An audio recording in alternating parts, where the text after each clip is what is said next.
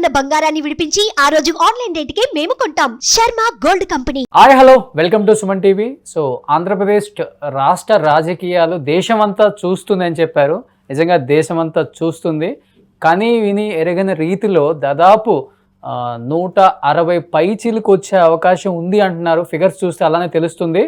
But నాకు తెలిసి TDP పార్టీలో ఈ ఫిగర్స్ని బాగా ఎంజాయ్ చేసే వ్యక్తి ఎవరని ఒక గంట సేపు ఆలోచించిన తర్వాత నాకు తట్టిన వ్యక్తి నన్ అదర్ దెన్ మురళీమోహన్ గారు. సో మురళీమోహన్ గారు నమస్కారం అండి. నమస్కారం అండి. సో చూస్తుంటే ఫస్ట్ ఆఫ్ ఆల్ రాజమండ్రితోనే స్టార్ట్ అయింది. అక్కడి నుంచే మీరు ఎంపీగా బరిలోకి దిగారు, అఖండమైన మెజార్టీతో గెలిచారు. సో చాలా సేవలు చేశారు. అలాంటి రాజమహేంద్రవరంతోనే బుచ్చయ్య చౌదరి గారి లీడ్తోనే స్టార్ట్ అయింది. దాదాపు 61,000 మెజారిటీతో గెలుపొందారు ఆయన. ఎలా అనిపిస్తుంది ఓవరాల్గా ఆ ఫిగర్స్ చూసినప్పుడు? ఒకవైపు రాజమండ్రి 2 సీట్లు కూడా టీడీపీ కైవసం చేసుకుంది. అవునండి. అలాగే పురంధేశ్వరి గారు 2 లక్షల పైకి వెళ్ళిపోయారు అప్పుడే ఆల్రెడీ. అవునండి, హైయెస్ట్ మెజారిటీ అవ్వదు లోక్సభలో. ఎలా అనిపిస్తుంది ఈ ఫిగర్స్ చూసినప్పుడు మురళీమోహన్ గారు? చాలా చాలా ఆనందంగా ఉందండి. అంటే తెలుగుదేశం పార్టీ పెట్టిన తర్వాత ఇప్పటి వరకు ఇంత హైయెస్ట్ మెజారిటీతో గెలిచింది ఇంతవరకు లేదు. Is the first time. Wonderful and silent vote అనే దానికి ఇది నిదర్శనం అండి. అన్ని కులాల వాళ్ళు, అన్ని మతాల వాళ్ళు అందరూ వేశారు. ఇందులో కుల ప్రసక్తి కూడా లేదండి. ప్రతి ఒక్కరు కూడా వేశారు కాబట్టి వాడు ఇంత విజయం మనం సంపాదించగలిగాం. చాలా చాలా సంతోషంగా ఉంది. అంటే మురళీమోహన్ గారు, మీరు ఒక మాట అన్నారు, టీడీపీ పార్టీ పెట్టిన దగ్గర నుంచి కూడా ఇలాంటి రిజల్ట్, ఇలాంటి మెజారిటీ కూడా ఎప్పుడు నేను చూడలేదు, ఒక సీనియర్గా ఉండి కూడా. మీరు అంటే ముందే ఎక్స్పెక్ట్ చేశారా 2024లో ఏదో గట్టిగా కొట్టబోతున్నాం, ప్రజలు మా వైపు ఉన్నారు, కుల మతాలకు అతీతంగా టీడీపీని కావాలనుకుంటున్నారని ముందే ఎక్స్పెక్ట్ చేశారా మీరు? అసలుకి ఇంత వస్తుందని నేను ఎప్పుడు ఊహించే దానికంటే విపరీతంగా. రాత్రి నిన్న కూడా అమెరికా నుంచి ఫోన్ చేసి 151 మనకు వస్తున్నాయండి అంటే కూడా అంత రావేమోనండి, 120, 130 వస్తాయేమో అని అనుకున్నాను. పార్లమెంట్ మాత్రం 21 వస్తాను, 21 వచ్చేస్తున్నాయి. ప్రజలు ఎంత విసిగిపోయి ఉన్నారు అనే దానికి ఇది నిదర్శనం అండి. ఎక్కడా కూడా ఎవరు ఓటేసి వచ్చిన వాళ్ళు కూడా బయట ఎక్కడికి కూడా బయట మాట్లాడకుండా నిశ్శబ్దమైన ఓటింగ్ జరిగిందండి. అసలు సర్వేలో కూడా తలదన్నే రిజల్ట్ అని చెప్పుకోవచ్చు సార్. ఇది సీక్రెట్ బ్యాలెట్ జరిగిందండి. ఓటు వేసిన వాళ్ళు కూడా వేసి వచ్చామని కూడా చెప్పలా. అంత అద్భుతమైన విజయం అండి. ఇది భారతదేశంలోనే అద్భుతంగా చెప్పుకోదగ్గటువంటి ఎలక్షన్ ఇది తెలుగుదేశం పార్టీకి. ఇది మనందరికీ కూడా అటు సెంటర్ నుంచి మనం తెచ్చుకునే ఫండ్స్ విషయంలో కానీ, మన స్టేట్ విషయంలో కానీ, మన అమరావతిని అద్భుతంగా డెవలప్ చేసుకోవడం విషయంలో కానీ, అలాగే మన ప్రాజెక్ట్స్ అన్ని కూడా పూర్తి చేసుకోవడం కానీ, అన్నిట్లో కూడా అద్భుతంగా మనం చేయగలుగుతాం. మన ముఖ్యమంత్రి గారు చంద్రబాబు నాయుడు గారు ఇది ఆయన పడ్డ కష్టానికి, ఆయన పడ్డ శ్రమకి మేము ఎవ్వరు కూడా అంత కష్టపడలా. వేసవకాలం అని కూడా చూడకుండా ఆ వయసులో ఎండల్లో నిట్ట మధ్యాహ్నం కూడా ఆయన స్పీచ్లు ఇచ్చి మాట్లాడి తిరిగారంటే ఈ ఘన విజయానికి మూల కారణం చంద్రబాబు నాయుడు గారు. అంటే ఇంత ప్రజా వ్యతిరేకత గల కారణాలు ఏంటి? ఒక సీనియర్ లీడర్గా మీ పరిశీలనకు వచ్చిన అంశాలంటే ఏమని చెప్తారు మురళీమోహన్ గారు? అంటే ఆంధ్రదేశం అభివృద్ధి పదంలో కుంటుపడిపోయింది అనేది అందరికీ కూడా ప్రతి ఒక్కరు కూడా అనుకున్నారు. అమరావతిని ఎందుకు గాకుండా చేశారు, ఒక్క రాయి కూడా చేయలేదు. అలాగే పోలవరం ప్రాజెక్టు ఇంతవరకు కూడా దాన్ని అట్లాగే పెట్టేసి మూలబడేసి ఉంచారు. మరి ఎక్కడ కొత్త ఇండస్ట్రీస్ రాకపోగా ఉన్నాయి కూడా బయటికి పోయినాయి. అభివృద్ధి లేకపోతే పిల్లలకి రేపు ఇన్స్టిట్యూషన్స్ ఎక్కడ వస్తాయి, సీట్లు ఎక్కడ వస్తాయి, ఉద్యోగాలు ఎక్కడ వస్తాయి అనేది కూడా ఆలోచించుకోకుండా కేవలం ప్రజలకు డబ్బులు ఇచ్చేస్తే ఆడే ఓట్లేస్తారని అనుకోవడం మాత్రం జగన్మోహన్ రెడ్డి గారు చేసిన పెద్ద తప్పండి. ఆ తప్పుకి ప్రజలందరూ గొడపాటే డబ్బులు కాదు లెక్క. ప్రజా వ్యతిరేకం కనుక వచ్చిన రోజున ఏ ఒక్కడు కూడా దాన్ని తట్టుకోలేరు అని చెప్పి రుజువైనటువంటి ఎలక్షన్ ఇది. అద్భుతమైన చారిత్రాత్మకమైన ఎలక్షన్ ఇది. అంటే మురళీమోహన్ గారు, ఫిగర్స్ చూస్తే ఎలా అనిపిస్తుంది అంటే ఓవరాల్గా 2019లో 23 సీట్లతో కేవలం పరిమితమైన టీడీపీని చూసాం. ఈరోజు చూస్తుంటే ఆ ఫిగర్ను కూడా దాటదా అనేది కూడా ఒక ఆసక్తి రేపుతున్న అంశం అని చెప్పుకోవచ్చు ప్రతి ఒక్కరిలో ఇది. అలాగే అసెంబ్లీలో చూసుకుంటేనండి జనసేన సెకండ్ లో ఉంది, వైసీపీ థర్డ్ లోకి వెళ్ళిపోయింది. నా ఉద్దేశం సింగిల్ డిజిట్ లోకి వెళ్ళిపోతుందనే ఆలోచన కూడా నాకు ఉంది, జరుగుతుందని కూడా అనుకుంటున్నాను.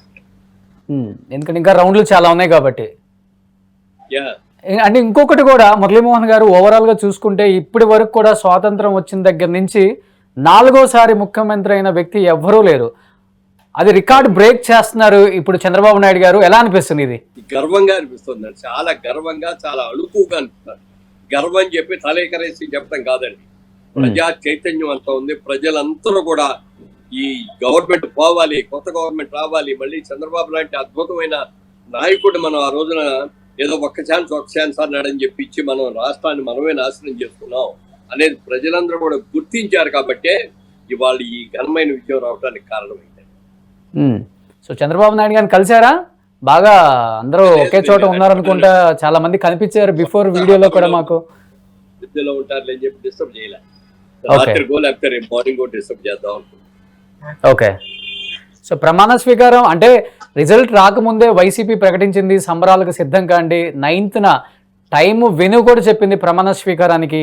బట్ ఇప్పుడు రిజల్ట్ తర్వాత అంత తారుమారైంది కాబట్టి మీ ప్రమాణ స్వీకారం వైజాగ్ లో ఉండబోతుందా, అమరావతిలో ఉండబోతుందా? అమరావతిలోనే ఉంటుందండి. అమరావతి మళ్ళీ నిర్మిస్తాం, ఒక అద్భుతమైన క్యాపిటల్ గా ఇక్కడే నిర్మిస్తాం. అమరావతి పట్టణాన్ని దేశం అందరూ కూడా గర్వించే అద్భుతమైన సిటీగా తయారు చేస్తాం.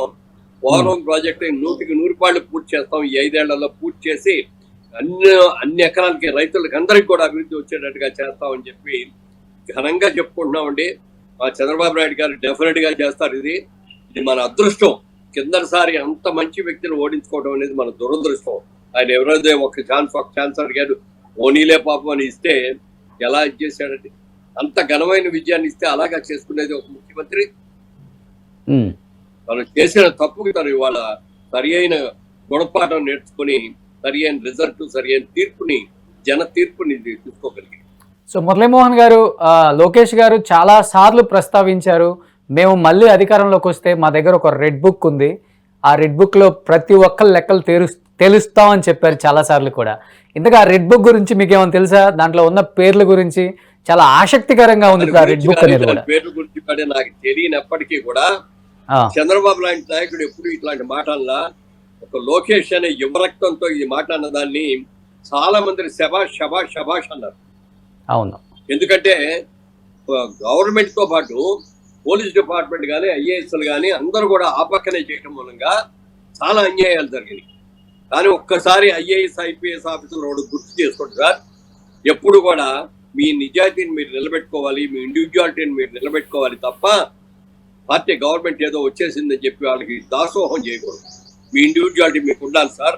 మీ ఐపీఎస్ఎల్ని, మీ ఐఏఎస్ఎల్ని కూడా నేను ముఖ్యంగా అందరూ చెప్పేది, మీరందరూ కూడా ప్రజల పక్షంలో ఉండండి, మీ నిజాయితీని, మీ ఇండస్ట్రీ, మీ దీన్ని కూడా నిలబెట్టుకోండి అని చెప్పి వారికి నేను మనవి చేసుకుంటాను.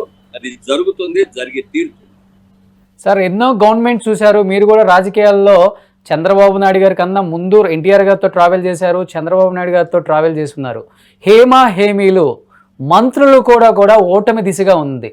ఎలా చూడవచ్చు సార్ దీన్ని? అంటే ఇవాళ ఓటమి అంటే చెప్తున్నాగా, ప్రజా చైతన్యానికి ఎవరు కూడా అడ్డుకోలేరండి. వాళ్ళ ప్రజల్లో అలాంటి చైతన్యం వచ్చింది, ఎవడు కూడా అడ్డుకోలేడు. వాళ్ళ అద్భుతమైన విజయం, భారతదేశంలోనే ఇంత గొప్ప విజయం లేదనేది గర్వంగా చెప్పుకోవచ్చు మనకి. దీని మూలంగా మనకి ఎన్నో మంచిలు జరుగుతాయి.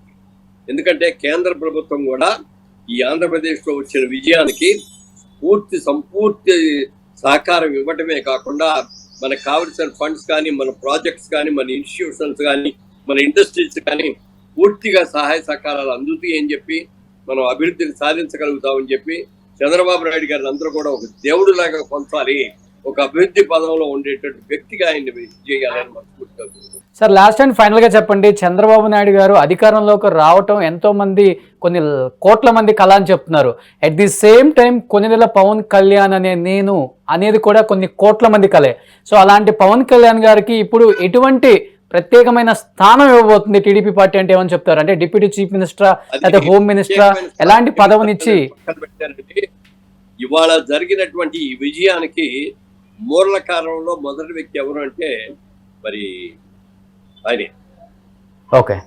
ఎందుకంటే ప్రభుత్వానికి వ్యతిరేక ఓటు చేర్చకూడదు, మనం ముగ్గురు కూడా కూటమిగా ఉండాలి అని చెప్పింది పవన్ కళ్యాణ్ గారే.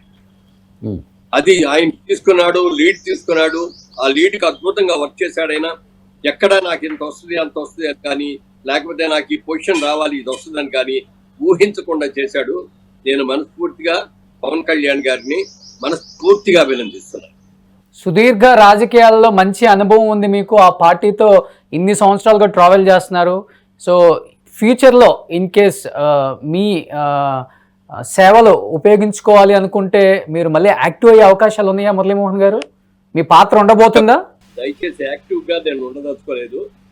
బట్ పార్టీ కోసం ఏం కావాలన్నా ఒక కార్యకర్తగా చేయడానికి మాత్రం ఆల్వేస్ సిద్ధంగా ఉన్నాను. అందరూ ఎక్స్పెక్ట్ చేశారు మీ తర్వాత మీ వారసరాలు, మీ కోడలు మాగంటి రూపా గారు మళ్ళీ రాజకీయాల్లోకి వస్తారు, టీడీపీలో మంచి ఒక పదవిలో ఉండబోతారు అని చాలా మంది కలలు కన్నారు. కానీ ఆ పార్టీ నుంచి పోటీ చేయలేదు. మొన్న ఏమన్నా రూపా గారు యాక్టివ్ అయ్యే అవకాశాలు ఉందా? ఇప్పుడు టీడీపీ అధికారంలోకి వచ్చింది, యువరక్తం కావాలంటున్నారు అందరూ కూడా. చెప్తే మాత్రం ఆ బాధ్యత రెగ్యులర్గా నెరవేర్చాలి. ఓకే, సో లాస్ట్ టైం ప్రజలుగా ఇంత విక్టరీ ఇచ్చిన ఆంధ్రప్రదేశ్ రాష్ట్ర ప్రజలకు ఏం చెప్పాలనుకుంటున్నారు మురళీమోహన్ గారు? పూర్వకంగా వాళ్ళందరికీ పాదాభివందనం చెప్తున్నాను సార్.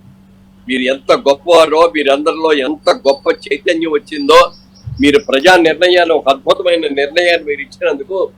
అలాగే అమరావతిలో దాదాపు 400 రోజులు పైగా నిరాహార దీక్ష చేసినటువంటి మహిళా సోదరిమణులందరికీ కూడా ప్రత్యేకంగా నా కృతజ్ఞతలు తెలియజేస్తాను. అమ్మా, మీరు ఆడవాళ్ళు అయినా కూడా మీరందరూ కూడా కష్టపడి, మీరందరూ కూడా వ్యతిరేకించి జరిగే సమస్యల్ని మీరు ఇచ్చినటువంటి సహకారం మాత్రం మర్చిపోతుంది. ఖచ్చితంగా మీ ఇద్దరికి కూడా శుభాకాంక్షలు తెలియజేస్తున్నాను. మన రాష్ట్రం ఎంతో అభివృద్ధి చెందుతుంది రాబోయే రోజుల్లో, అందరూ డౌట్ పడక్కర్లేదు. అలాంటి అద్భుతమైన విజయాన్ని మనం పొందగలుగుతున్నామని చెప్పి మీకు అందరికి కూడా మనవి చేస్తున్నాం. సో ధన్యవాదాలు మురళీమోహన్ గారు, చాలా బిజీలో ఉండి కూడా లైవ్లో జాయిన్ అయినందుకు థ్యాంక్ యూ సో మచ్ అండి. Thank you. సుమన్ టీవీలో మీ పర్సనల్ అండ్ బిజినెస్ ప్రమోషన్స్ కోసం కింది నెంబర్కి కాంటాక్ట్ చేయండి.